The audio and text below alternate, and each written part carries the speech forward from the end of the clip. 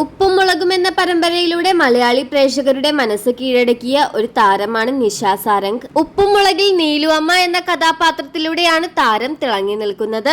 ജീവിതത്തിൽ ഒരുപാട് പ്രതിസന്ധികളിലൂടെ താൻ കടന്നു പോയിട്ടുണ്ടെന്ന് നിഷ പങ്കുവച്ചു. 10ാം ക്ലാസ്സിൽ പഠിച്ചപ്പോഴാണ് താരത്തിന്റെ വിവാഹം കഴിഞ്ഞതെന്നും എന്നാൽ ആ ദാമ്പത്യ ജീവിതം ഒരുപാട് നാൾ മുന്നോട്ട് പോയില്ല എന്നും നിഷ വെളിപ്പെടുത്തി.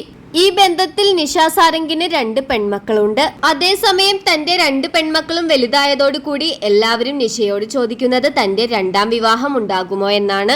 മുമ്പൊക്കെ നിഷ പറഞ്ഞിരുന്നത് ഇനിയൊരു 2ാം വിവാഹം തനിക്ക് ഉണ്ടാകില്ല എന്നാണ്. എന്നാൽ ഇപ്പോഴിതാ ജീവിതത്തിൽ ഒരു പങ്കാളി വേണമെന്ന ആഗ്രഹം പങ്കുവച്ചിരിക്കുകയാണ് നിഷ. ഒരു യൂട്യൂബ് ചാനലിന് നൽകിയ അഭിമുഖത്തിലാണ് താരത്തിന്റെ പ്രതികരണം. ജീവിതത്തിൽ ഒരാളും കൂടി വേണമെന്ന ആഗ്രഹം ഇപ്പോൾ തോന്നി തുടങ്ങിയിട്ടുണ്ട്. കുട്ടികൾ വലുതായി കഴിയുമ്പോൾ അവർ നമ്മുടെ കാറ്റഗറിയല്ല. നമ്മൾ പറയുന്ന കാര്യം അവർക്ക് മനസ്സിലാകണമെന്നില്ല, നമ്മളെ അംഗീകരിക്കണമെന്നുമില്ല.